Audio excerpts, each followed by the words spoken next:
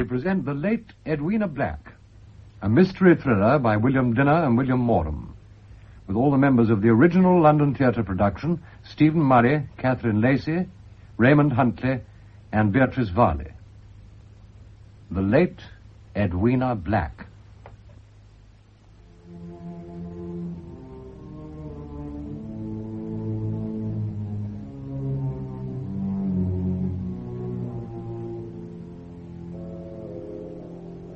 One winter evening in 1895. 9 o'clock in the drawing room of Amberwood House. Until 3 days ago, the home of the late Edwina Black. Yes, what is it, Ellen? Come in. It's your black dress, Miss Graham. Shut the door, Ellen. The draught is unbearable. I'm sorry, Miss Graham. I forgot. You don't like the wind bell tinkling, do you, miss? We should take it down. Oh, no, miss. You mustn't do that. It was hers. The mistress loved that wind bell.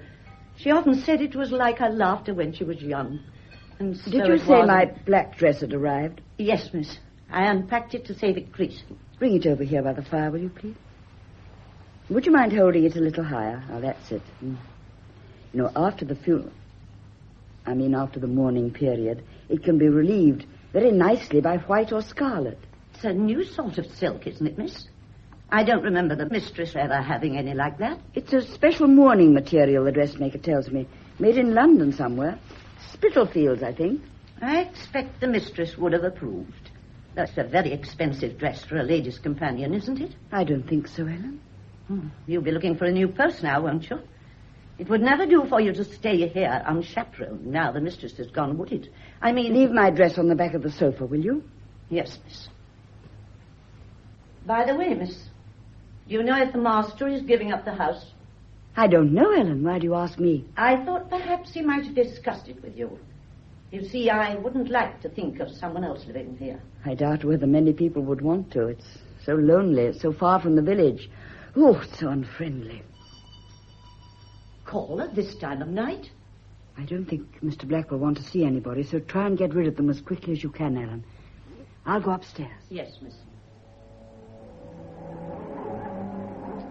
Good evening, ma'am. Chilly this evening. I didn't quite catch your name, sir. Martin, ma'am. Henry Martin. Did you say Mr. Black was at home? No, sir, he's not. He's out for his constitutional. But I don't think the master will see you. I'm sure he won't. This is a house of mourning. I'm sorry, ma'am, but I have to see him. Miss Graham is in. Would you like to see her? Miss Graham? She was the mistress's companion, sir. Oh, yes. No, I have to see Mr. Black himself, ma'am. Couldn't you come back after the funeral tomorrow? I'm afraid my business won't wait till then. Are you from the Amberwood Weekly Press? Heaven forbid, ma'am. Then from the lawyer's office, maybe. I am not, ma'am. Then what is it you want? I've come on a matter regarding the funeral, ma'am. Oh, from the undertakers. Why didn't you say? They told the master they were sending someone about the bearers. You'd better come in out of the cold and wait. Thank you, ma'am. That way, sir, in the drawing room. Thank you. You can sit down. Thank you, ma'am. I must say your firm has supplied a nice coffin. Neat without being vulgar, as my missus would have said. And I like the shiny handles, quite genteel. She deserved the best, she always did. Oh, I'm sure she did, ma'am. A sad loss. Oh, it doesn't seem possible that I shall never see her again. Death can be very tragic for those who are left, for those who loved her. Are you staying in service here, ma'am? Why shouldn't I? It was Miss Edwina's house. Miss Edwina? I was with her ever since she was 21. I was a personal maid, a present from her father in the first place. No servant ever had a better mistress. Oh, I'm glad to hear that, ma'am. And now she's lying up there, upstairs, just waiting to be buried. Oh, I mustn't keep talking about her. I mustn't. It brings her back to me so. Keep busy, ma'am. That always helps. Well, I've certainly got plenty to do. Jellies and cakes and hams for the funeral tea. You've no idea how grief makes people eat. How's the master taking it? Quite well, thank you. I no doubt his schoolmastering keeps him from brooding. Boys can be little devils. I know, I've got a couple. He's too easy with those hooligans. They just take advantage of him. You can't be too soft with boys. I agree, ma'am. I ought to have charged them for a week. Well, I mustn't waste time like this. I suppose you'd like a glass of beer while you're waiting. Miss Edwina always liked me to do that, even for anybody who was nobody, as you might say. Oh, I'm not much of a one for beer, ma'am, but I wouldn't say no to a nice cup of tea. Tea at this hour of night? I'm very partial to a cup of tea. I could drink one almost any hour of the day. Maybe you can, but I never make tea in this house after 4:15, and I hope I never shall. It's beer or nothing. Then, nothing, thank you, ma'am. If you'll excuse me, I'll just go outside and tell my cabby not to wait. Well, you'll have to walk to the village if you do that. Miss Edwina got rid of our pony and trap after she took to her bed. Well, it's only about a mile to the village, isn't it, ma'am? You know your own business best. I can walk. I'll be back very shortly.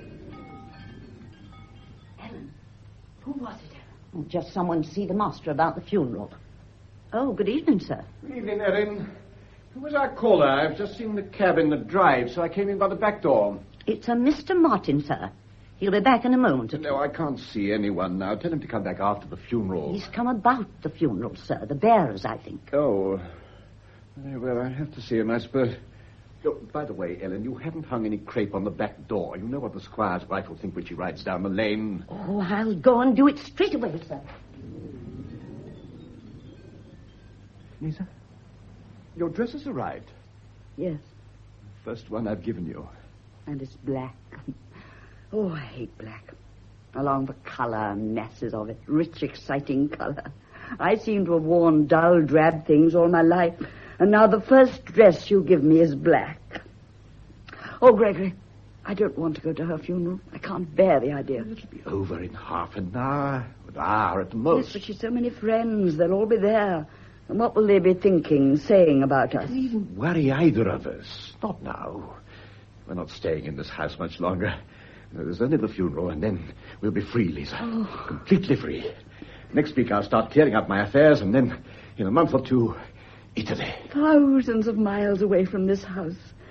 No more whispering, no more deceit. Oh, it'll be heaven, Gregory. You've been wonderful, my dear.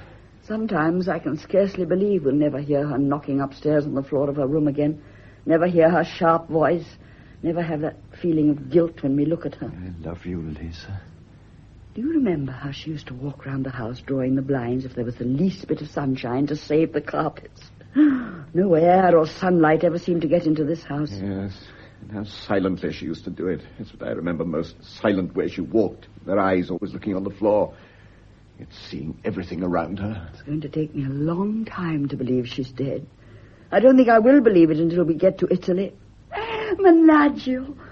It's such a peaceful name, isn't it? I found a wonderful picture of it this morning in those travel booklets. Did you? Now, where did I put... Yes, the bureau. Look, here it is.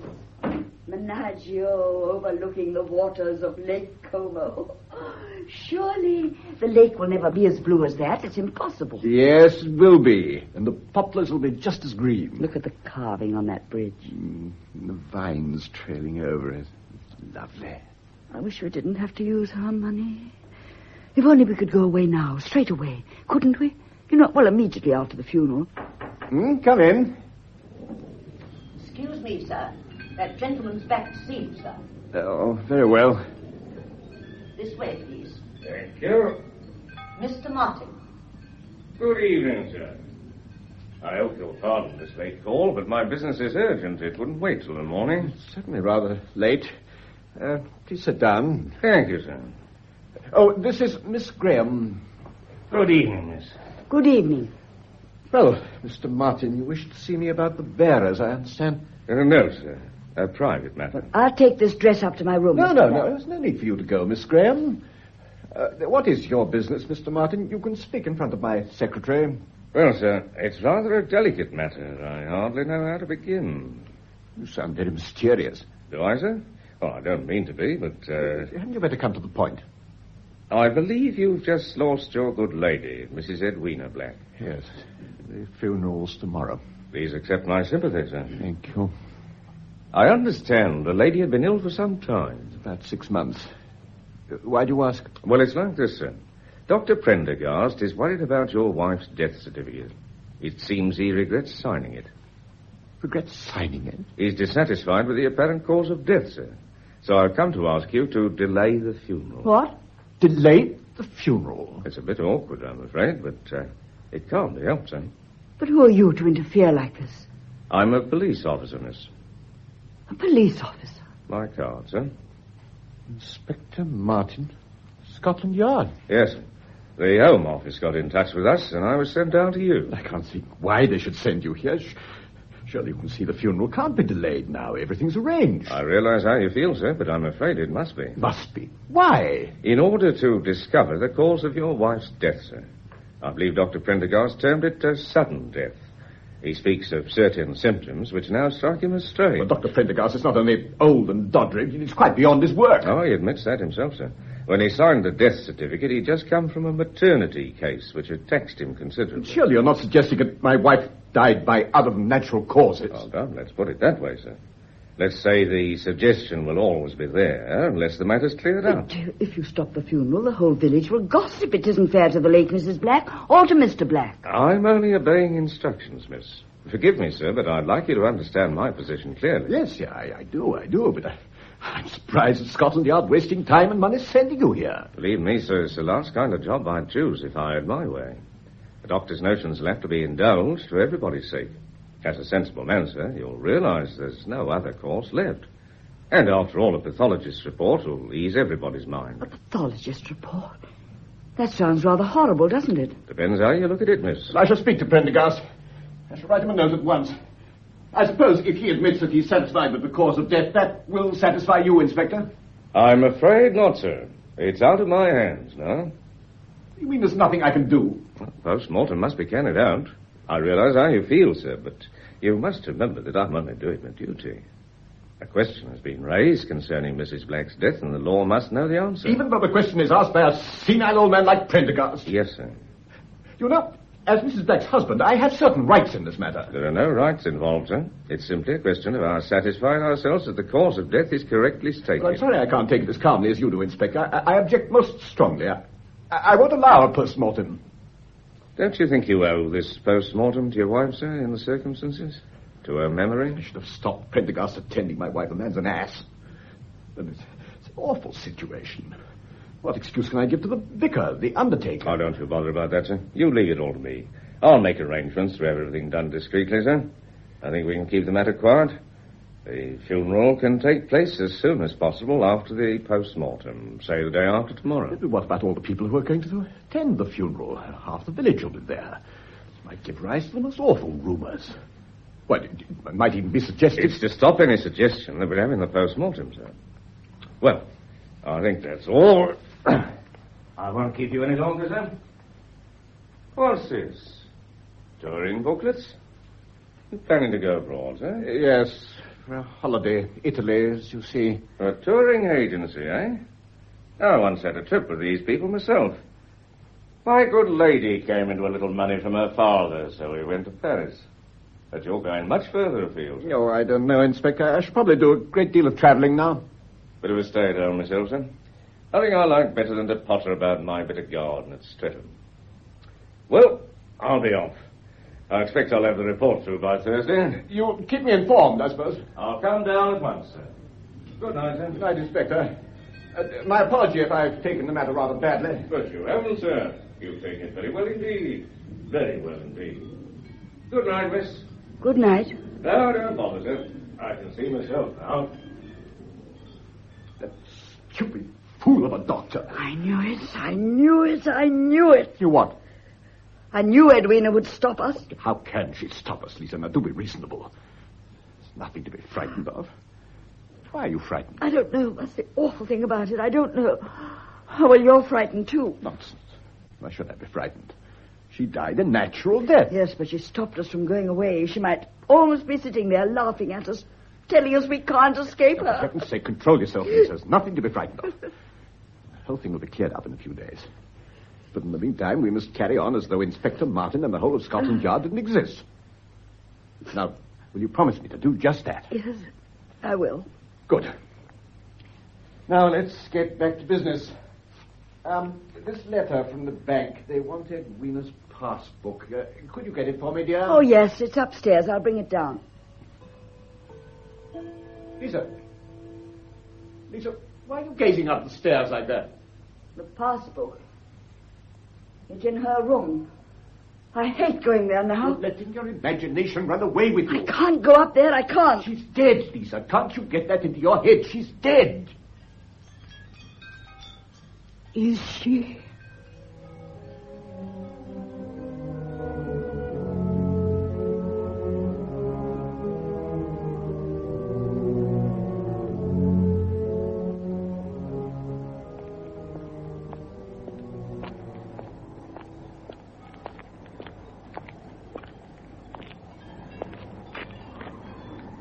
Large garden you've got here, ma'am. It won't be if you take much more of it upstairs on your feet. Don't worry, ma'am. I'm being careful.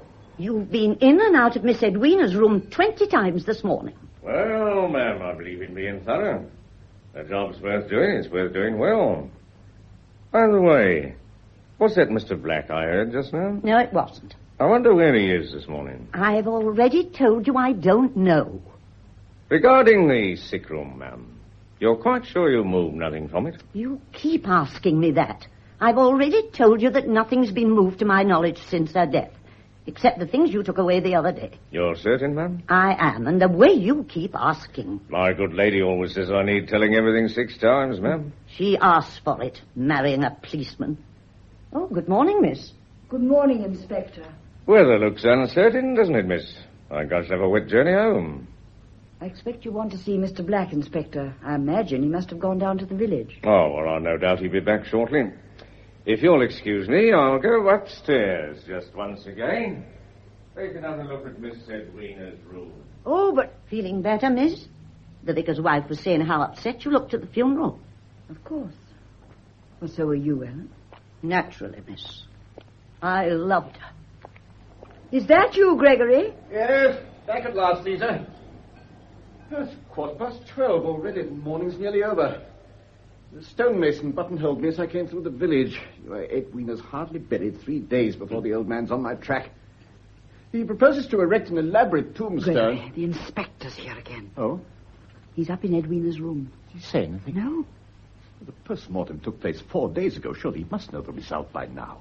Found the fellow. Hush, Gregory. He'll hear you. Well, I'm angry. I have the greatest respect for the police, but I prefer them at street corners, not in my house. How long's he been upstairs in a Edwina's long room? time. He's on and off for over half an hour.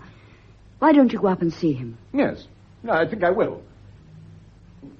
Well, no, perhaps it might look odd being so anxious. Well, it's natural for you to want to know you were her husband.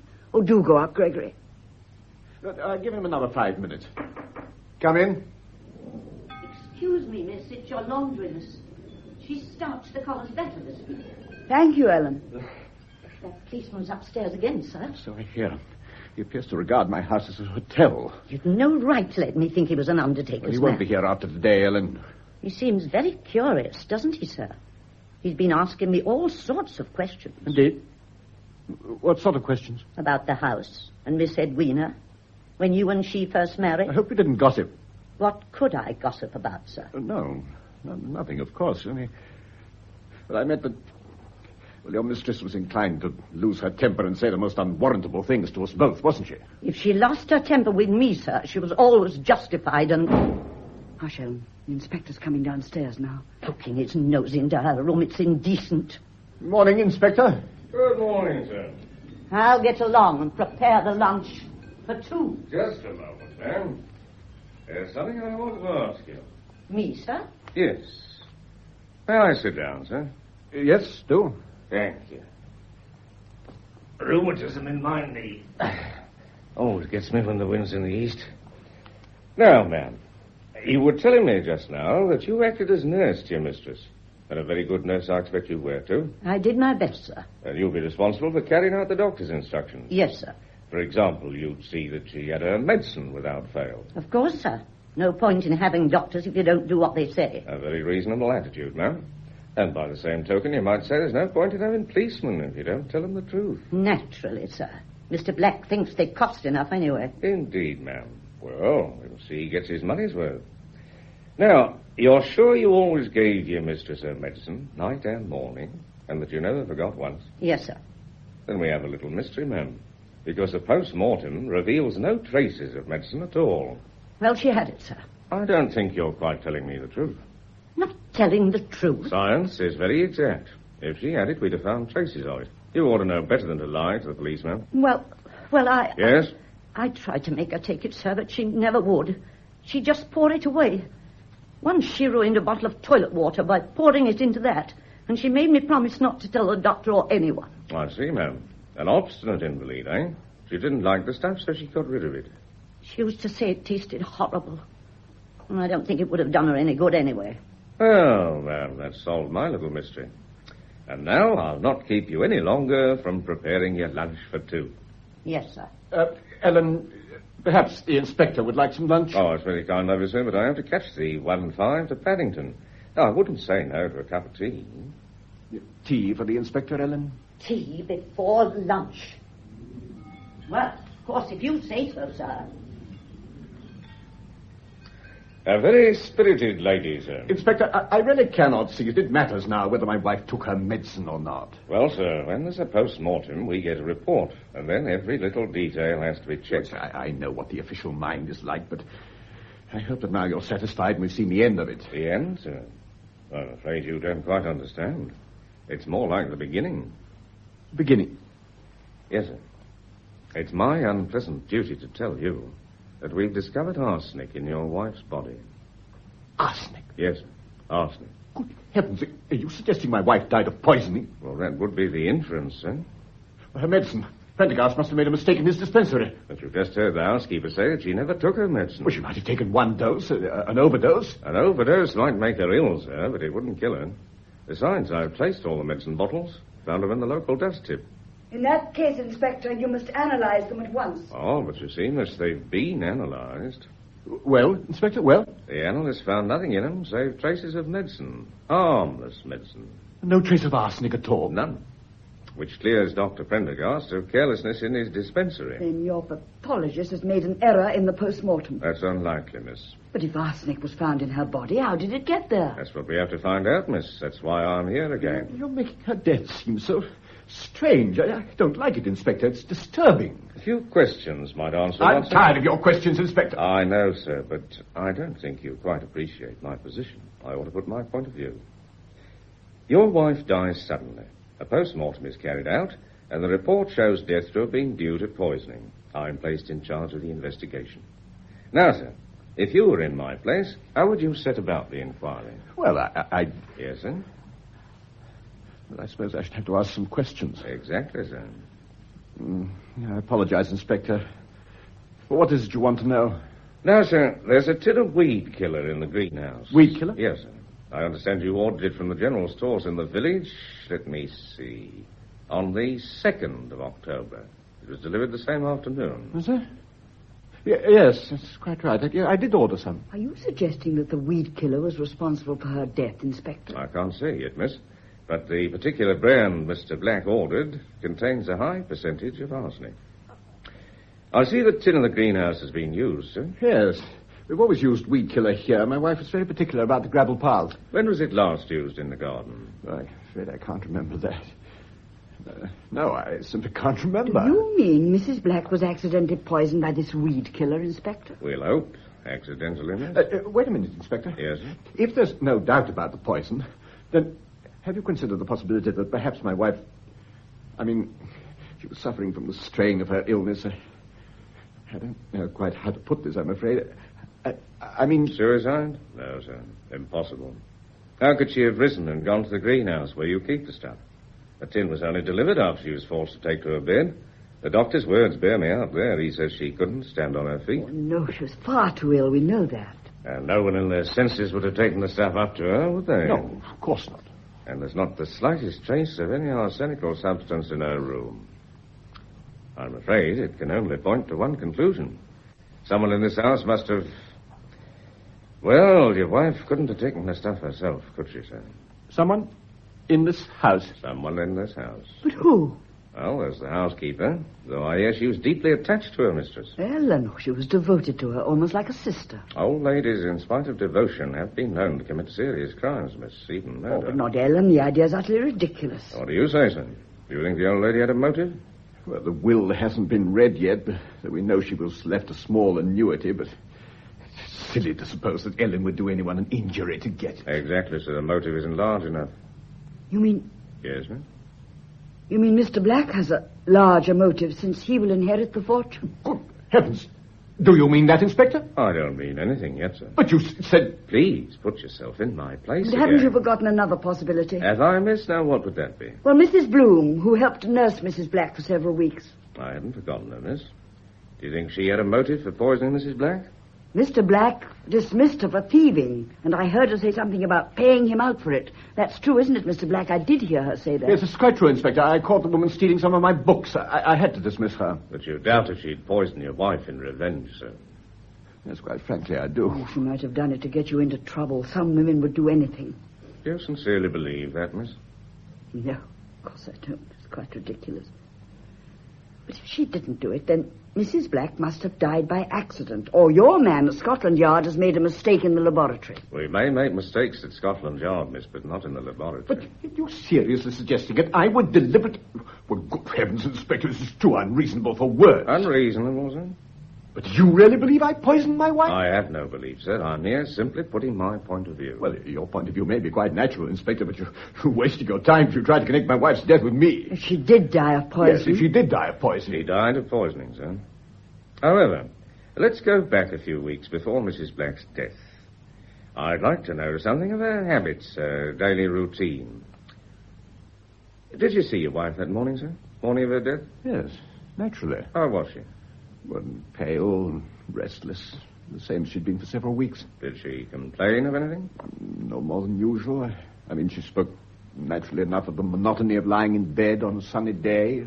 Now, miss, as the lady's companion, will you tell me something of her daily routine? Well, it's very simple. I mean, that is when she took to her bed 4 or 5 months ago. Every morning at 8 o'clock, I would have to brush her hair. Say, from 8 to 8:15? No, much longer. She liked me to brush it very, very slowly. What time did she breakfast?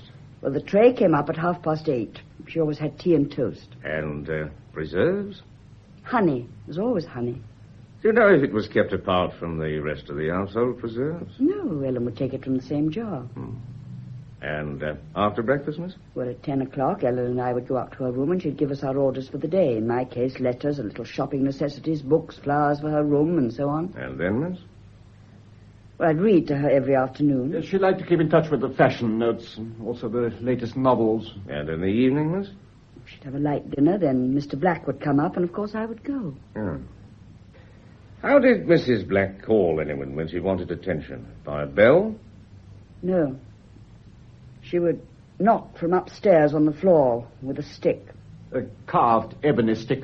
Her room is... Oh, it was over this one. And you go at once? Yes. Well, often she'd not want anything at all. I see. Now, sir, about stimulants. Did your wife ever take any wine, for instance? Well... Yes, sir? But I have to admit that she was sometimes a little indiscreet. She drank, sir? No, that's not the way I'd care to put it. She was a little careless, perhaps. She tried to insist on this particular habit when she took to her bed, but Prendergast wouldn't allow it. No, Inspector, my wife didn't have any stimulants during her illness. Did she have anything to drink apart from tea and so on? A cup of warm milk every morning at 11 o'clock. Who generally took it up? Ellen. Did she take it up on the morning in question? I think so. Are you certain, miss? Well, she says so. Of course she is. Oh, I'm wrong. I took it up that morning. Oh, by the way, miss, did you get on quite well with your mistress? Yes, of course I did. Perfectly. I see. Now, sir, about that weed killer, is the greenhouse locked at night? Yes. And the keys kept hanging in the hall. Now, I want you to think very hard, sir. Can you recall who was last in the greenhouse on the night before your wife died? Ellen. Yes, I remember distinctly. Ellen. You're absolutely certain it was Ellen? Absolutely. I see in my book I've made a note that Ellen is under the impression that someone else locked the greenhouse door that night when I asked her very tactfully. She said Miss Graham watered some plants. I did, in the greenhouse. So she says, miss. Did you, Miss Graham? Well, I must have done if Ellen says so. Did you notice whether the tin of weed killer was in its usual place, miss, on the shelf? No, I didn't notice. I can't say. I thought perhaps as you were the last But there. how could Elizabeth... I mean, Miss Graham, know it would turn out to be so important. And your wife died the next morning about 12 o'clock, sir. Yes. Yeah. Well, I don't think there's anything else at the moment. I'm sorry we've delayed you from taking your holiday, sir. I hope you'll soon bring your inquiries to an end. I'm anxious to leave Amberwood in a week or two. But you wouldn't want to go with Mrs. Black's death not satisfactorily explained, would you, sir? No, of course I wouldn't want to do that. You were going to, Egypt, wasn't it? No, Italy. Ah, yes, of course. I saw those touring booklets, didn't I? Were you, going alone, sir? Why'd you ask? Oh, just curiosity, sir. Well, I don't know yet. They make those booklets very attractive, don't they? Those you had were ordered some time ago, I believe. I remember noticing the date when they were sent out. Travel agency always rubber stamps them before posting, as you probably noticed. Those you had were sent here about 5 weeks before the lady's death. Really? Yes, that's quite right. I don't mind telling you, sir, that puzzled me a bit. Why? Oh, 5 weeks in advance of the lady's death seems a little pessimistic. Pessimistic? What do you mean? Oh, nothing, sir, really. Just that it was fortunate you had those booklets already I here. ordered those booklets in advance because I'd often thought of going abroad. But you didn't order them, sir. I beg your pardon? You sent for them, miss, didn't you? Yes, I did. But why have you been asking me, Inspector? Why hide the fact that you knew Miss Graham had sent for them? You've been making strange suggestions because they were ordered 5 weeks in advance of my wife's death. You've been making quite a mystery out of it. Why? Not at all, sir. I merely imagine Miss Graham sent for them at your request as a secretarial duty, sir. Oh, I see. 12:30. Time line is off. Inspector, Mr. Black did not order me to send for those booklets. I got them on my own initiative. Then, you were very wise, miss, getting them so well in advance. Very wise as it happened. Oh, My apologies for having to bother you again this morning, but that greenhouse was worrying me, and who was there last? Well, I'm off to London now. I shall be back tomorrow morning, sir. Should either of you require me? Well, why should we require you, Inspector? Oh, good now, sir. You may discover something that I've overlooked. overlooked? Overlooked. Well, good day to you, sir. Good day, miss.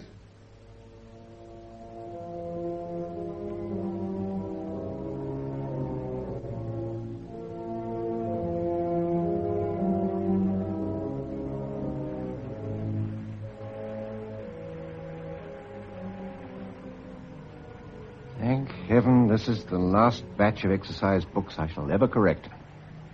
Now that I'm free of the school, I can't think what possessed me to enter the teaching profession. Lisa, push the lamp a little nearer, will you? You need so much light for your sewing. Oh, I hate this room. So many drafts, so many shadows. That's better. Ellen back here. I want to ask her for those housekeeping accounts. No, she's probably staying at the vicarage until after the rain stops. No doubt discussing Edwina's qualities with the vicar's housemaid. Overlooked. What did you say, my dear? I wonder what Inspector Martin meant when he said that before he left this morning. I don't know, my dear. Something we'd overlooked. No, he questioned Ellen again about Edwina's food. We mustn't keep discussing it, Elizabeth. We can't dismiss it like a boy dismissed from class. It's here in the house with us, not letting us rest. Like this rain, it goes on and on. You really must try not to think about it, my dear. It's 3 days since they buried her. Only 3 days. 72 hours, thousands of minutes. I've never been aware of minutes before. Gregory, what could we have overlooked? We'll keep talking about it, Lisa. Are you as calm as you pretend? Of course. Yes, of course I am. I keep starting a little task like this piece of sewing, and suddenly I find myself staring at it, and 5 minutes have gone by, and I haven't made a stitch, Gregory. In this rain, all the flowers on her grave will be ruined. Lisa, you must control your thoughts. Discipline yourself. I can't. I keep seeing the inspector's face, the way he looked at me when he was talking of those wretched booklets. He must have guessed I was going to Italy with you. Well, if he already believes we're lovers, and his knowledge about our trip to Italy can't make much difference, can it? No, I suppose it can't. Oh, dear. My thoughts go round and round in a circle. It's all so confusing. And how I've always hated confusion. Elizabeth, come and sit here beside me. That's better. Now, try to keep your mind on Italy, on Menaggio. I'm certain we'll be there in less than 3 weeks. Incidentally, let's stop in Paris for a day or two. You'll need clothes and hats, and I've always wanted to buy you a necklace, a pearl necklace. What do you say, Greg? Lisa, aren't you listening to me? What a way to treat a man who wants to buy you a pearl necklace. I thought I heard something. Oh, impossible. We're alone in the house. I'm sure I heard a sound upstairs. Rubbish, my dear. It's only your imagination. Now, about those pearls, I think... Lisa, why don't you listen to me? You remember how she would knock on the floor towards the last, beginning very softly and then thumping more and more. You must forget her, Lisa. Every room, every corridor is alive with her, every inch of the house. Her things, the things she chose, they belong to her and speak of her. We'll never get rid of her, Gregory. Lisa, remember the first time I spoke to you about us? That time in the garden when Edwina had gone to the village. You came over and straightened my tie, remember? And you pushed the hair off my forehead and you said, Gregory, you're helpless. Why can't you keep tidy? I didn't say that, did I? That's so long ago I've forgotten. Why did I seem so helpless, Lisa? I think because you were lonely. I was lonely, too. But although it started with pity, you did fall in love with me, didn't you? Yes, Gregory. I don't mind so much. Pity alone isn't very heroic, is it?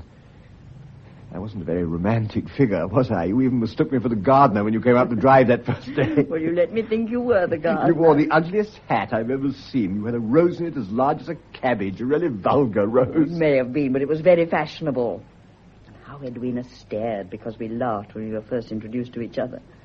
You know, I was very nervous of her. You didn't show it. I wasn't going to let another woman see how I felt. Oh, certainly not Edwina. You see, at that time, I was quite impressed by her clothes and her jewels. You know, in all the houses where I've worked, I've always pictured myself as the mistress. I would tell myself how money, luxury, travel must give one a feeling of such confidence. Money can do other things, too. In the hands of someone else, it can be a weapon, a reason for telling you 50 times a day that you're fortunate to have servants, a comfortable home, when your salary as a schoolmaster is only £125 a year. Didn't you see what she was like when you first met her? Lonely men are often blind, Lisa. Oh, I suppose she told you her money didn't matter, that it was a gift given with a full heart. Oh, she was so easy to read, wasn't she? She's gone now. She can't hurt us anymore. We said we were going to be happy. We are. You do believe that, don't you? Oh, it's hard to think of happiness for all... No use worrying, my dear. Something will soon turn up to prove the whole thing a mistake. Of course it will. We're together, aren't we? We have each other, haven't we? Yes, we have each other. She's the only safe thing left. Gregory, that was the door of Edwina's room. No, it couldn't be. It was, I'm sure of it. Don't nonsense. Oh, she's clinging to the house she loved. Well, the door's locked. I locked it myself. Oh, Ellen's left the box room door open. You know how careless she is. Well, how could it have been Edwina's door? She's dead and buried. No, it couldn't have been her door, could it?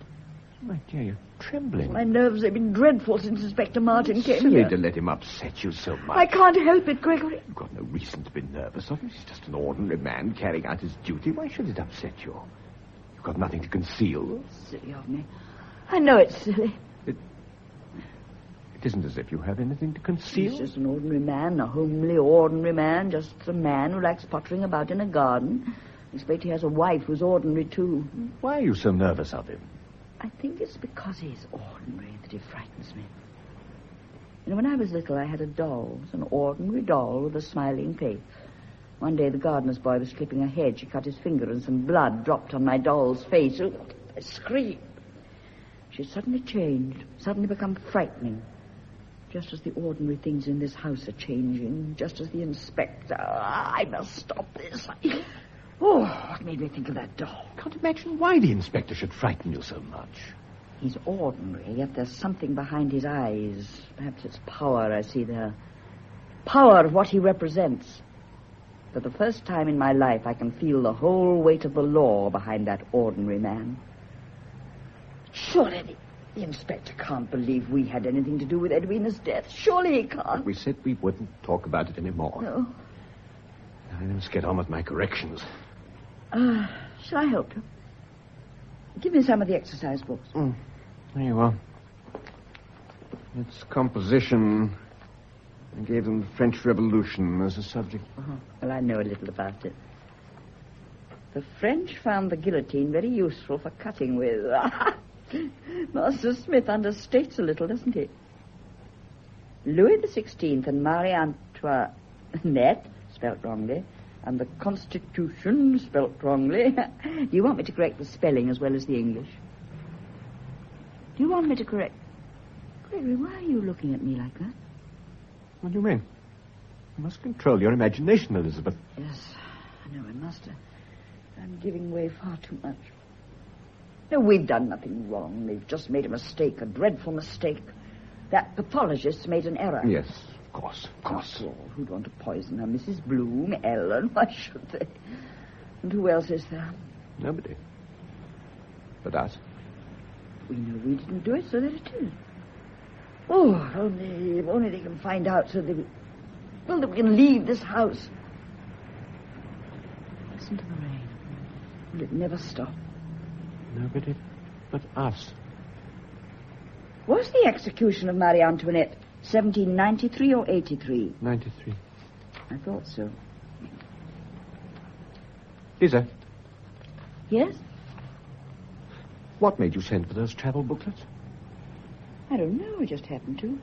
I've often sent for such things. You know, I've always wanted to travel so much. Yeah. Why do you mention it? Well, it's just an idle remark. Gregory, what are you thinking? Why did you send for them so early? Early? Did I know Edwina was going to die in 5 weeks? Gregory, what is in your mind? No, nothing. Why do you say that? Because you spoke to me as if you were the inspector. Oh, don't be so silly, Elizabeth. You even looked at me as you Nonsense. did, as if I were lying. Lisa! Yes, lying. Now, why did I say that? Why did you make me say that? I only meant it must have seemed odd to the inspector you're sending for them weeks before her death. I think you mean you found it odd, Gregory. You're twisting my words. No. You had the thought that I... Oh, good heavens, surely it's not possible. No. You're twisting my words, Elizabeth. Why shouldn't you send for them early? It's perfectly natural. You've always been interested in travel, and your nervousness is only caused by this house. By the way, she still seems to haunt us, isn't it? Well, why don't you answer me? You're not nervous for any other reason, are you? I can't believe there's anything in what the inspector suggests. Couldn't have been premeditation that made you send... Could it? Well, why do you sit there just gazing at me? Why don't you tell me I'm wrong? Lisa, she was in our way, wasn't she? I don't like saying that, but she was, wasn't she? And you saw how much I needed you. And because you loved me... Lisa, did you? No, answer me. If you did, I'll understand. I love you, Lisa. I love you. I must know. You believe I killed your wife. You believe I poisoned her. How dare you doubt me like this? Do you realize what you're saying? Do you think I would be capable of murder? No, don't use that word, Lisa. Please don't use that word. What you're accusing me of? Murder. Yes. A woman could do it because she loved him, and he has. Besides, I hated Edwina. Yes, Gregory, I hated her. And I wouldn't let you see it. She was cruel. She was horribly cruel.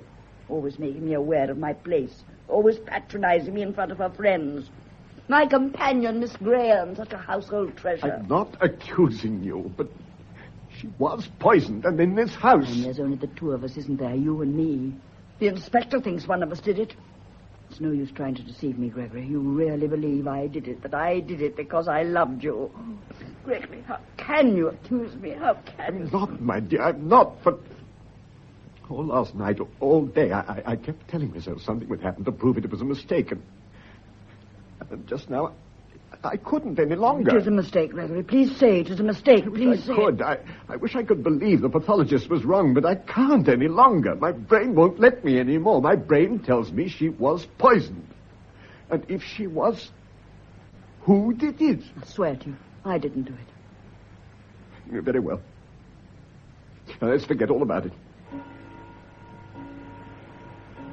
It's 9 o'clock, and we haven't had anything to eat. We can't go on accusing each other like this. But I haven't accused you, Gregory. Ellen left everything ready on a tray before she went out. So we might as well dine in here where there's a fire.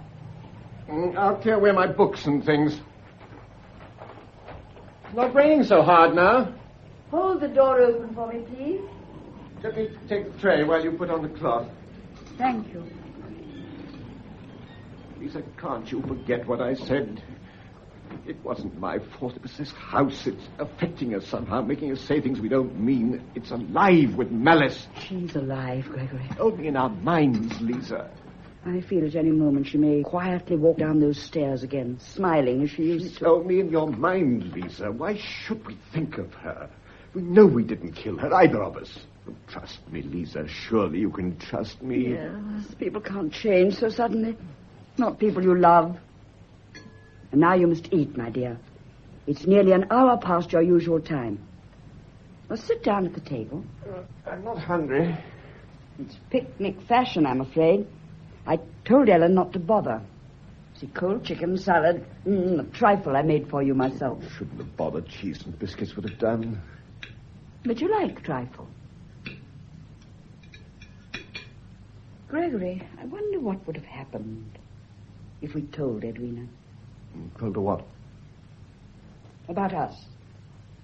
You never wanted to do that, did you? Well, you know what would have happened. There'd have been the most dreadful scenes. I should have had to leave the school. Yes, you had no money and Edwina was ill, I know. Compromise. It's always compromise. It's not fair of you, Lisa. Why did you never change her doctor? Well, you know she'd never have anyone but Prendergast. Her faith in him was pathetic. But you should have insisted. Well, surely it was kinder to let her have him if she wished. There was no hope of saving her. It was only a question of time. Yes, perhaps a year, 2 years. That's a very long time. Did you know she was leaving you her money? Yes, but don't go on like this, my dear. You're worrying again. Yes. Lisa, we said we'd trust each other. I'll make some coffee. No, I don't want any tonight. But it's already on the stove. It won't take a moment. Oh, very well. No, it isn't mocha. Which isn't that awful stuff from the village store. You know, I can't drink that. But I'm afraid we're out of mocha. What does Ellen do with it? Ellen? You should say Mrs. Bloom. She hasn't stolen from the kitchen, too, has she? I should have prosecuted that woman. I was far too lenient. You should have done it months ago. Well, I would have done if I'd known she was stealing from the sick room. Sick room? I told you. I saw her take a brooch from Edwina's jewel box and put it into the pocket of her cloak on the very morning Edwina died. No, you didn't tell me. Well, I thought I had. So much happened that day, I must have forgotten. Gregory, you say you saw Mrs. Bloom take a brooch from Edwina's jewel box and put it in the pocket of her cloak. I just told you so. On the morning Edwina died? Yeah, in the sick room. But you were only in the sick room twice. Once when I was there at 10 o'clock with Mrs. Bloom, and not again until Ellen called you to the bedside at 12. I was in the sick room twice. What of it? I gave Edwina her milk at 11 o'clock. If you saw Mrs. Bloom in her cloak, then she must have been leaving the house at 11:30 as usual, after I gave Edwina the milk and before Ellen called you at 12. Why won't you stop talking about it, Lisa? I want an answer, Gregory. Now, please don't put me off like this. What is your reason for not telling me you were in the sick room after I gave her the cup of milk? Well, the explanation is quite simple. Edwina was dead when I went up to the sick room. Dead? At 11:30? Yes. Don't you believe me? No. Lisa, listen to me. Why don't you help me instead of disbelieving everything I say? We're lost if we go on like this. Why don't you help me? Gregory, if you killed her, then you've destroyed every hope we have. Every hope. How could we live together, love each other with death between us? But I'm innocent, Lisa. You've got to believe me. Gregory, you swear you're innocent. Yes, Lisa. I swear to you I didn't kill her. I swear it on the Bible. Look, here's Edwina's Bible. Lisa, I swear I did not kill my wife. Oh, Gregory, please forgive me. You shouldn't have doubted me. How could you imagine I could kill anyone? I'm just a simple man, my dear. Murderers aren't like me. You know they can't be. Lisa, what's the matter? I know I can hear something this time. No, it can't be. You can hear it, too.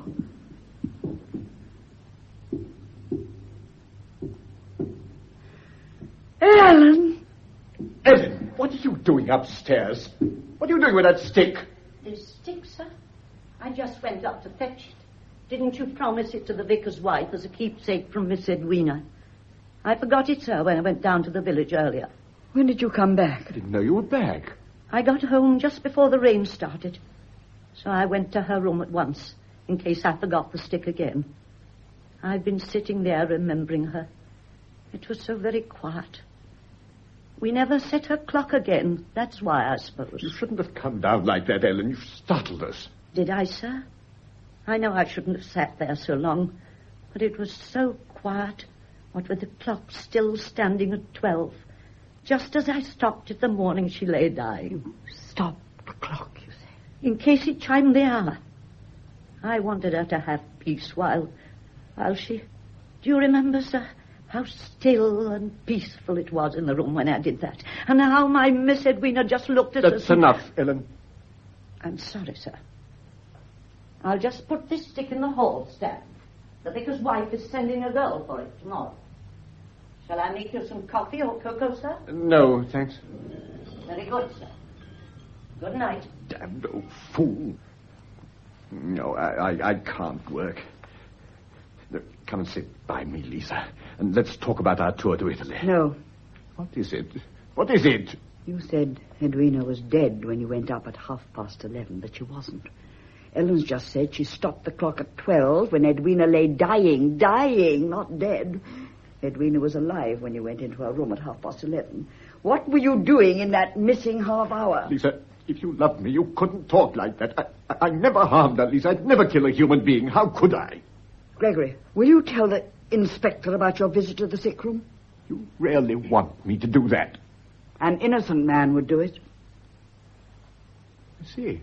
You want me to shoulder the blame for her death because you're afraid of the police. Yes. Yes, you want me to be guilty. You should have been more honest with me. You should have confessed it when I asked you. You poisoned her. What? You poisoned her because you've always wanted luxury. You've always wanted to be the mistress of a large establishment. You killed my wife for it, and now you want me to take the blame. What do you say? You'll do anything to get what you want. I believe you'd even poison me. Poison you? Yes. Why not with this food? It'd be easier for you, wouldn't it? Because everything has gone wrong. It'd be easier for you if I were to die tonight. Easier for me? Yes. You could say I'd committed suicide because I'd murdered my wife and was afraid now that the police were making inquiries. You'd be safe if they thought that, wouldn't you? What are you saying? I'm not trying to poison you. But no doubt you want me to swear that on the Bible, too. Yes, look. Shall I swear on the Bible, too? Lisa, Gregory. This isn't a Bible at all. It's not a Bible. It's a Latin primer. But I thought it was a Bible. Both the covers are black. I thought... You knew it wasn't. You swore to me on that you didn't kill her. Were you afraid to swear in a Bible because you knew you were going to tell a lie? No, Lisa. You did kill her. You've told me lie after lie. You must believe me. Lie after lie. I won't have you say that. You hear? Don't shout at me. I'm not one of your schoolboys. You're trying to dominate me as she did. How dare you say that? And to think that you could smile at me and let me kiss you while you were planning what you were going to do. You could be in my arms and think of murder. Oh, there are worse crimes than murder. You've shown me that. I've been poisoned, too. Poisoned by your lies, your talk of Italy, your love-making that meant nothing at all. You said I was the only woman in the world for you. Together we'd have a glorious future. Lies, lies, lies. You talk of love to me, Elizabeth. What was it for you but an escape from poverty? I should have known that a man who was capable of living on his wife's money was capable of anything. I did not live on my wife's money. You were content to let her keep you, weren't you? It's not the truth. I had my own salary. £125 a year. Did it pay for your servants, your luxurious surroundings, your expensive clothes? How dare you throw that in my face just as she did? It's all true, that's why. She only had to raise a little finger. You came running like a little pet dog. You've never looked at yourself honestly all your life. You've only seen what you wanted to see. You daren't. Because then you'd have known you were only a sentimental, weak coward, a silly little schoolmaster who couldn't even control his own boys. You could say that to me. after making love to me. You made love to me. Indeed. And I succeeded very easily, didn't I? Lisa.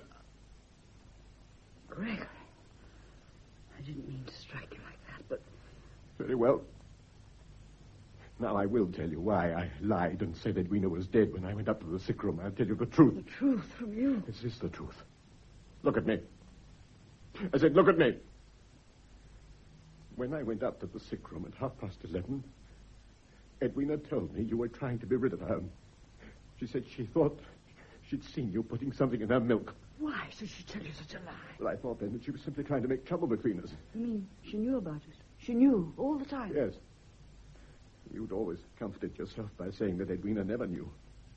I didn't want to take that comfort away from you. I should have told you from the beginning that she knew about us. I wish you had. It would have been easier. I told myself she was only talking nonsense about the milk, but when the inspector came and I started thinking about those booklets, I thought perhaps you might have done it for my sake. I didn't do it, Gregory. You believe that, don't you? Yes. So the Edwina's suggestion, it made everything so sinister. Oh, aren't we silly to let Edwina come between us like this? You know, we're grown-up people and we behave like children. I was cruel to you, my dear. Gregory Black, whom the boys defy, just as you said they did. No, that was a vile thing to say. It isn't true. It is true. But I'm going to change, my dear. I'm going to be strong. And you're going to help me. Yes. We'll not worry about the inspector. Oh, we'll not worry any longer. We'll laugh about it, my darling. I even thought you'd poisoned this trifle. No, it's funny, don't you see? Well, I'll never make you another trifle as long as I live. Oh, it's wonderful to be laughing again. Look, this calls for a grand gesture. We'll drink to it. We'll drink to Menaggio. I'll get the port and 2 glasses from the cupboard. You know I never touch port. Well, you're going to touch it this time. Don't argue, my love. This is a special occasion. Oh, Gregory, you're right. I won't argue. That's better. There's a glass for you. Now, will you give the toast? Yes, Gregory. I drink to Italy, the sunlight, and Menaggio. Gregory, why aren't you drinking? Well, stop gazing in your glass and drink to Menaggio. Just see you on the terrace, standing beside me near the green poplars and the blue water. We're going to be happy at last, Lisa. Happy at last. It'll be the end of worry for both of us. Both, thank heaven. Then drink to it. Why aren't you drinking? Is there something wrong with this port? Gregory!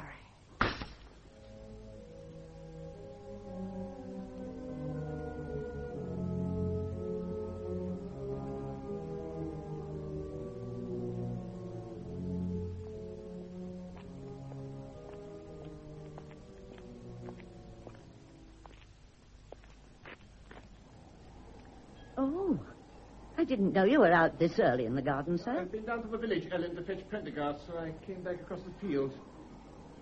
How is she now? She fell asleep about 8:30, sir, after she got over another turn of sickness. I'll close the window if you don't mind, sir. These early mornings are far too cold for me. Prendergast was out on a case. His wife said she'd send him up directly he got home.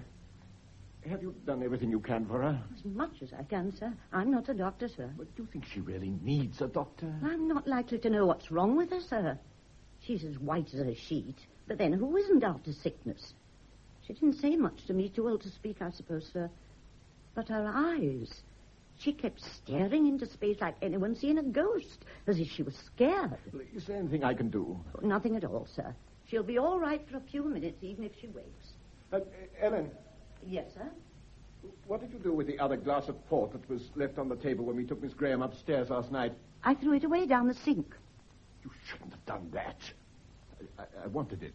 Miss Graham kept saying something about the port being bad.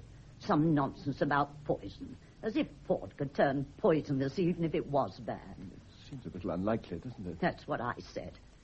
Well, if that'll be all, sir. Yes, that's all. Thank you, Ellen. Very good, sir. I'll go and make the beef tea.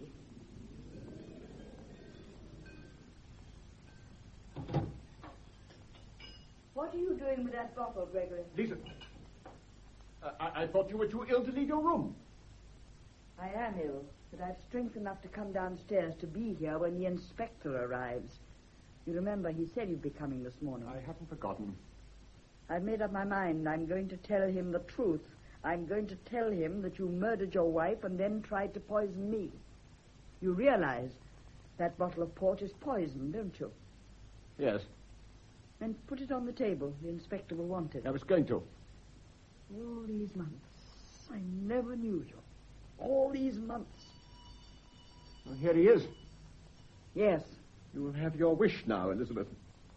You'll be able to denounce me to him. He'll believe you, too. You're clever enough to make him believe you. Where are you going? Upstairs. Oh, no, you're not. For once in your life, you shan't run away. I'm not running away. You run away all your life. This time you can't do it. This is something you've got to face. Come in.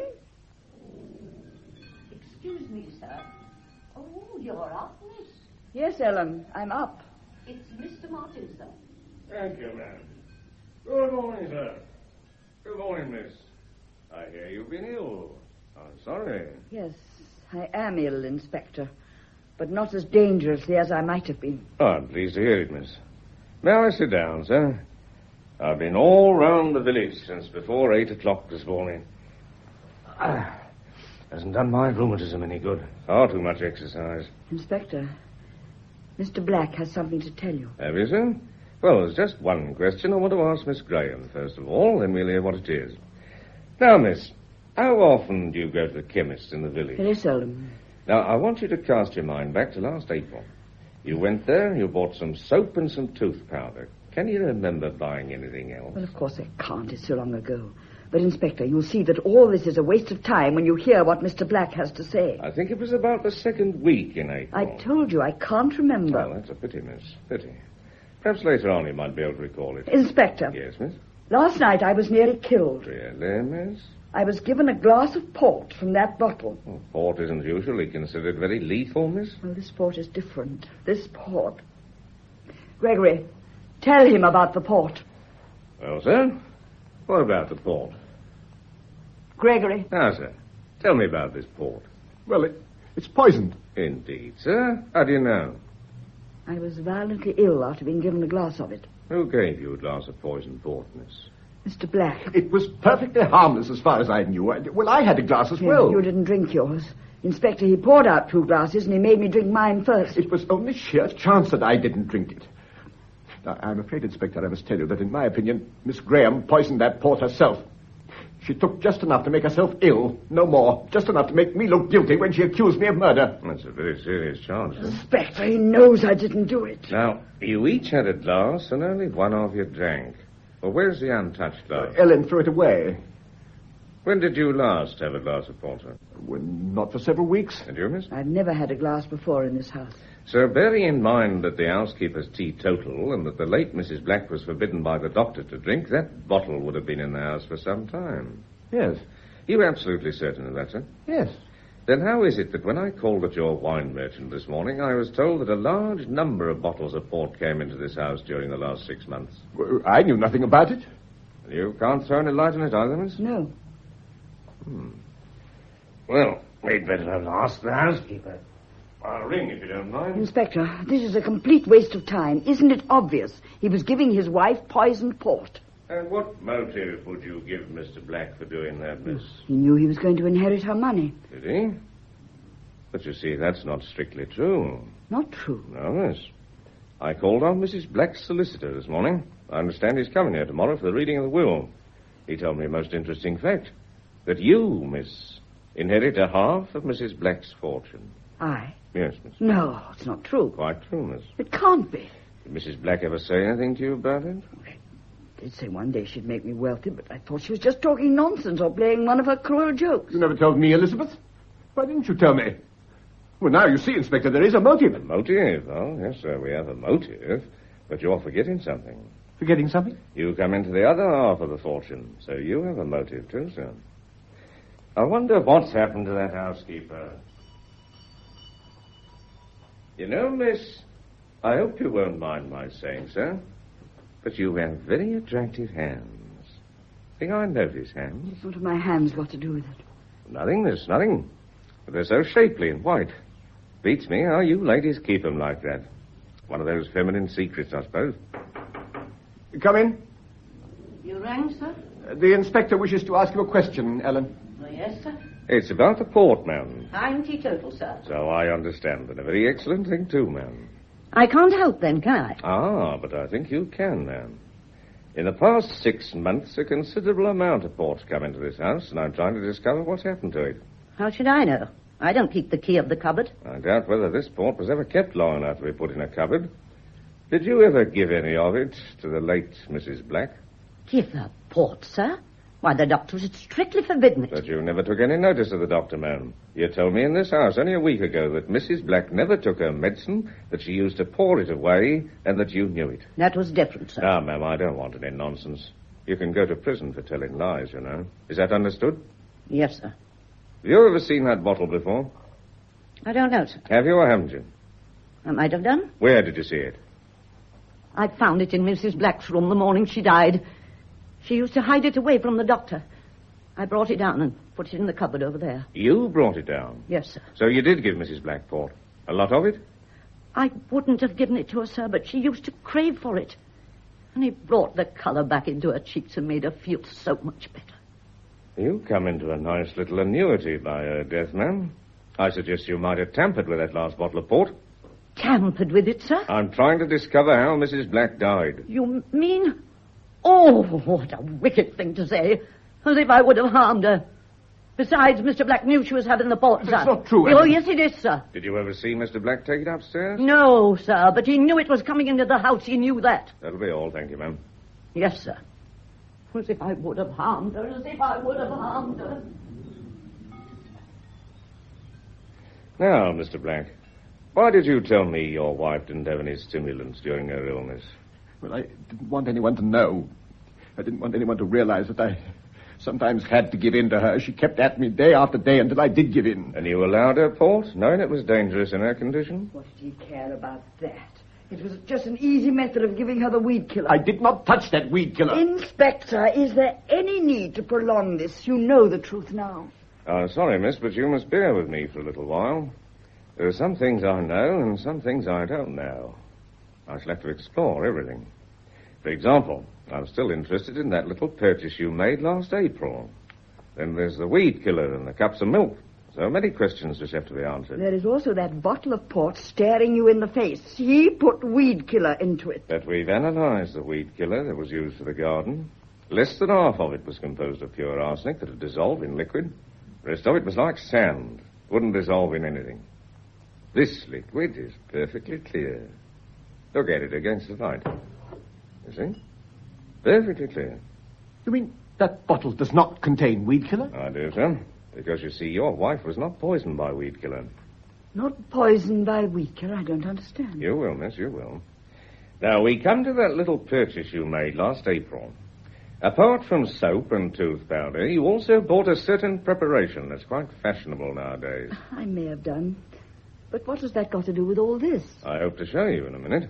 But I wish you'd try and recall that purchase. Well, how can I recall it last April? It was so long ago. I think it was for your hands, miss. Oh, yes, I did buy a preparation for my hands.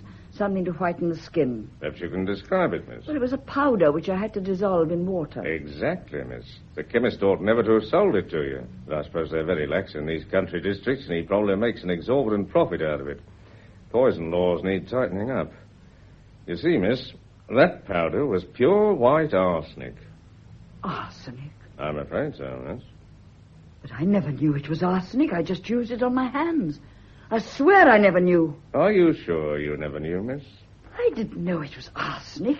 And I didn't put arsenic in that bottle of port. I know nothing about the port. I didn't even know Mrs. Black was drinking it. I should think as a lady's companion, it was your business to know what she was I drinking. wish you'd leave me alone. I've told you I'm ill. I feel faint. Inspector, surely the inquiry can be closed now. You've learnt all you came to find out. Not quite, sir.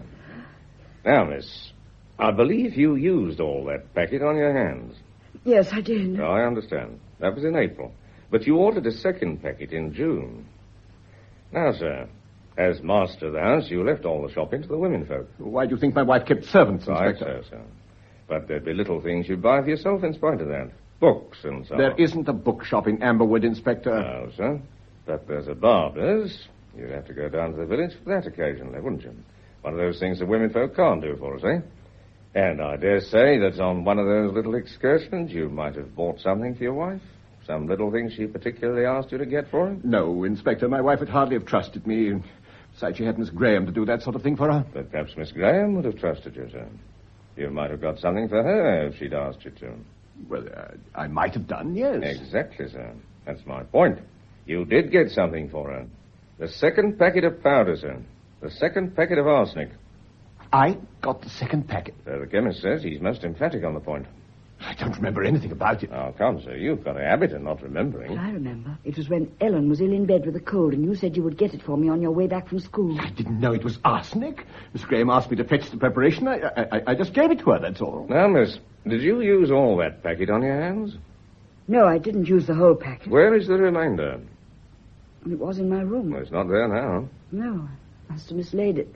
You mislaid it, eh? Well, that's a pity, miss. A great pity. Because the remainder of that packet killed Mrs. Black. Huh? Now, miss, regarding that preparation, did you always keep it in the packet? Yes. I asked because the chemist said he suggested it should be kept in a container, because long exposure to the air would discolor it.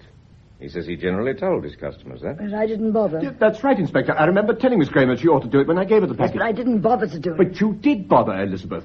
Because I saw the stuff in a silver bowl. You say you told Miss Graham it should be in a container, sir. Then you knew that arsenic was likely to go dark if exposed long to the air. Well, the chemist told me so. I wondered, sir. Because you'd have more than a passing knowledge of chemistry, wouldn't you, since you're a schoolmaster? You might have known the peculiar properties of arsenic. But I didn't know it was arsenic. I told you that. Where did you see the silver bowl? I don't remember. Where is it now? I don't know. Do you know, miss? Well, how can I know? I've never seen it. Oh, I find myself at a loss. Both of you stand to inherit a considerable sum of money. Both of you were in love. Both of you had access to arsenic. Miss Graham mislays a quantity of it, which later poisoned your wife, possibly in that bottle of wine.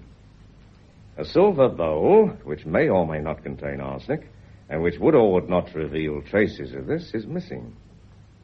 If we could find that bowl, we could verify one or other of the conflicting stories, but neither of you can tell me where it is now. If your wife hadn't died, sir, you might have both gone on for years, the two of you sitting in this room waiting. While in the room above, Mrs. Black continued to maintain her feeble hold on life. Are you suggesting that Miss Graham and I poisoned my wife between us? People in love have been known to act in an extremely desperate manner, sir. I'm not suggesting anything, sir. I'm merely relating the facts. And the facts are not particularly helpful at this moment. I'm afraid I can only ask you to accompany me to London, where we can take proper statements and go into the matter a little more fully. You mean you're arresting us? Well, sir, let's rather say that you've been called in for further questioning. But I was poisoned by that port last night. Would I have done that myself, Inspector? I can't say, miss. There's so many stories about this bottle of port. But we'll sort it out, miss. We'll have the bottle analyzed, and we shall know all about it. It may prove to be the drink which poisoned Mrs. Black. Now, there's a train at 10:05, or is it 10:25? I shall have to look it up. It'll be a cold journey, so with your permission, sir, I think it might be a good idea if we had some tea before we left. I'll tell the housekeeper. Excuse me, please. I won't be long. No matter what he says, they'll arrest us when we get there and charge us both with murder. Why haven't you the courage to admit that you took the arsenic from my room? No, what's the use of arguing? Unless one of us confesses, they'll believe we did it together. And the more we blame each other, the worse it'll be for us. I'll make them see the truth. What is the truth? You and I were secretly in love. My wife died of poisoning. We started at a disadvantage, don't we? There have been too many lovers who've got rid of the wife who was in the way. I feel Edwina's watching all this. How she must be enjoying herself. I can't face it. They'll question me, question after question, pushing me further and further into a trap. Yes, you can stand there and say that, but you were quite content to let me take the blame to save your own skin. And so are you. Oh, it's no good, Elizabeth. We're bound together by her death, bound together by what happened to her. We can't escape her. But there's one thing we can do. Run away. Now, at once. If we can get abroad, we shall be safe. Where should we go? Menaggio? Well, there must be somewhere in the world where they couldn't find us. And what will our life be like if we ever reach it? I'll tell you, living in shabby little cafes, afraid to go out in the sun, starting an alarm if anybody knocked at the door. After a time, we'd be safe. And Edwina will be with us always. So you won't run away? No. I'll tell you why you won't run away. Because you still think I'll be convicted. That you'll be allowed to come back and spend the money you inherited through murder. And when you do come back, you'll change into another Edwina. You're even beginning to look like her. Your eyes are cold and hard. Gregory, keep away from me. You both shamed me and humiliated me. You've turned me into a weak coward between you. Let me go. You're hurting me. Admit that you killed Edwina. You won't destroy me. Go on, Elizabeth. Admit it. You shan't destroy me. I won't let you. What will you do? No, nothing. That's the whole point. Nothing. You both succeeded too well. Come in. Mr. Martin tells me you'll all three be going to London by the 10:05 train, sir. So I've packed a bag for you. Thank you, Ellen. I've also packed a few things for you, Miss Graham. Now, sir, about the house. No, you can see to that, Ellen. No special instructions? No. Miss Edwina was the only one who gave special instructions. But then everything had to be just right for her. You're much more easygoing, aren't you, sir? But perhaps you don't love the house as she did. There we are now. It trains at 10:05, so we've got plenty of time. Oh, I hope you'll pardon the liberty in your kitchen, ma'am, that the kettle boils, so I made the tea. I always make the tea when I'm at home. You got the wrong cups. Have I now? Well, never mind, ma'am. I'm not much of a one for these dainty little thimbles are going for nowadays. I like a good-sized cup. Now, miss, you'll have some tea, won't you? No, thank you. There's a cold journey ahead of us. I think you ought to have some. Oh, very well. That's right. Sugar, miss? No, thank you. Oh, dear, I'll put it in now. It doesn't matter. Thank you. Sugar for you, sir? There you are, sir. I'll put one in.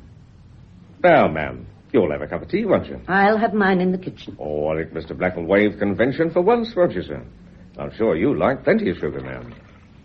There you are. Thank you, sir. You seem to be enjoying this, Inspector. Well, why not, sir?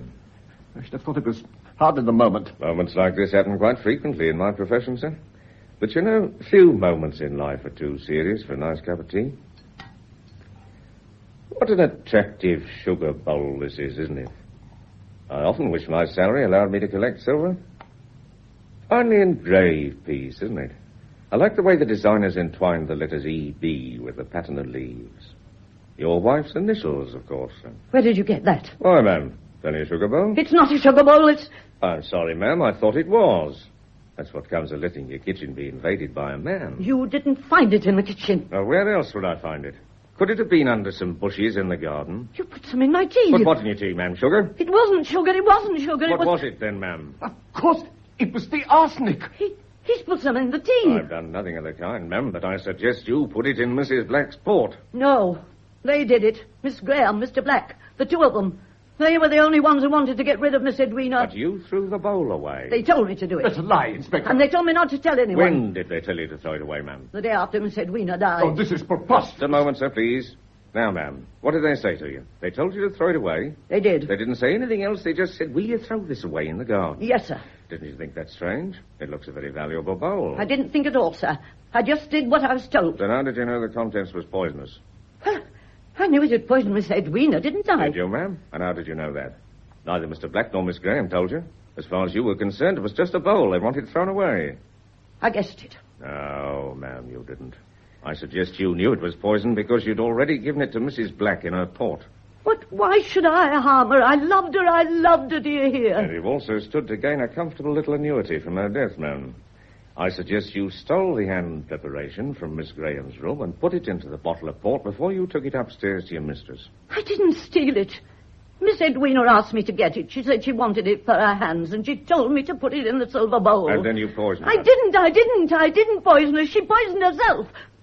Oh, my, what have I said? Herself. Now, ma'am, just calm yourself and tell us the rest. Just before she died, she told me she'd taken some of the stuff in her milk. You mean her port, ma'am? She told me it was her milk. Are you sure? Sure as I'm standing here. She said she'd done it because of them, because they'd made her so unhappy she didn't want to live anymore. She told me not to tell anyone and to throw the bowl away. And you knew that Mr. Black and Miss Graham might be accused of her death. In fact, you deliberately accused them just now. No more than they deserve. They'd hurt her cruelly, and I was going to let them suffer in return. They ought to suffer like she suffered up there in that room alone, unable to move and knowing that they were down here carrying on. If it hadn't been for them, she'd have been alive today, alive, and I've been looking after her. But she'd have died anyway, ma'am, according to the doctor. I'd have kept her alive somehow. But now you've tricked me into telling you, and everybody will know about her. I don't care what you do to me. You can send me to prison, but nobody must know about Miss Edwina killing herself. They mustn't know she committed such a sin. The vicar's wife, the whole village, they respect her memory. They must always respect it. Oh, you mustn't tell. You mustn't tell. Now, ma'am, calm yourself. You and I will go and have a little talk, shall we? Nobody must know. You mustn't tell, please. All right, ma'am. Now, you leave it all to me. Nobody must know. Nobody. Miss Edwina would never forgive me. She'd never forgive me. You mustn't tell anybody. You mustn't. Now, just leave it to me. It'll be all right. Edwina. Not you or I, but Edwina. Oh, Gregory. She wanted to hang us. She knew she was going to die, so she schemed and plotted in that damn sick room of hers. She was mad. I remember now, it was she who advised me to get that preparation for my hands. Well, she knew it was us. Who else but Edwina could have thought of such a thing? Who else would have used her own death in such a way? Ellen said Edwina was poisoned with a cup of milk. But I was ill, so who poisoned... She's quieter now. She'll be all right. I hope you'll pardon that very clumsy ruse, but there was nothing else I could do. I was guessing. Till a few minutes ago, I had no inkling of the truth. Just imagine. A frail, sick woman commits suicide and causes all this misery. But where did this bottle of port fit into the picture? That's what I asked myself, sir. In fact, I've been asking myself that for the last half hour. And I can only come to one conclusion. A conclusion based on something I heard in this house 2 or 3 days ago. Do you recall it, sir? It concerns your late wife. No. I have a theory. Let me remove the cork and perhaps...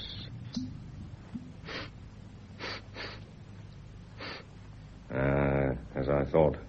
The smell of this contents explained why you thought you were poisoned, miss. Do you remember Mrs. Black had a habit of throwing her nasty medicine away anywhere just to get rid of it? This bottle happens to be handy, possibly with a little port left in it. So why not pop it into that? But I was ill, Inspector. Of course you were ill, miss. You had a strong overdose of wine last night, and in your overwrought condition... Only medicine. And all the suspicion we built from it. We human beings are very open to suggestion, sir. In the dark, an overcoat hanging on a door becomes a monster. A tree becomes the devil himself. And the wood's been a dark place these last few days. So medicine becomes a deadly poison. And Edwina was behind everything. Edwina. Can we blame the poor sick lady entirely, miss? After all, she wouldn't have succeeded as far as she did unless... Unless what?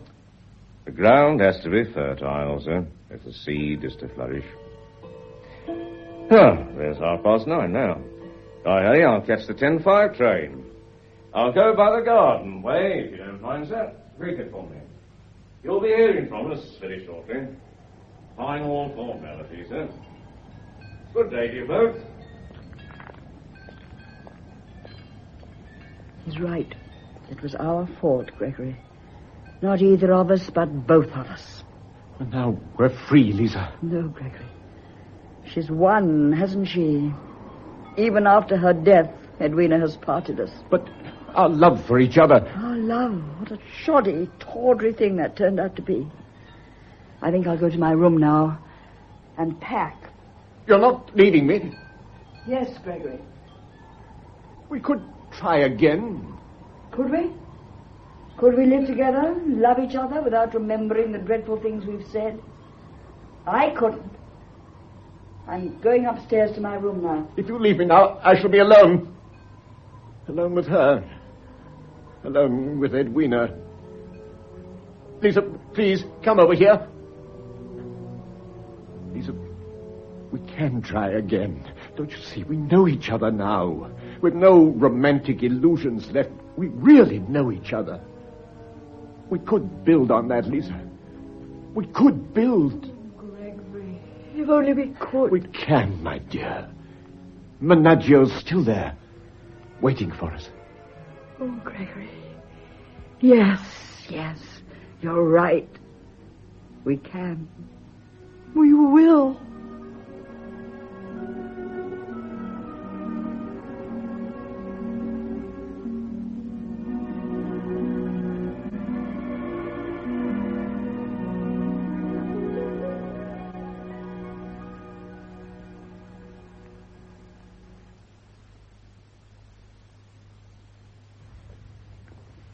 That was The Late Edwina Black by William Dinner and William Morum.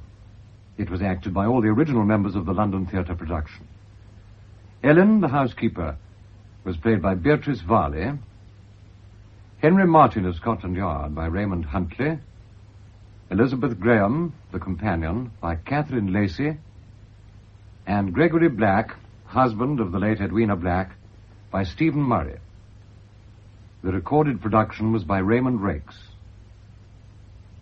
Raymond Huntley is now appearing in Difference of Opinion at the Garrick Theatre, London.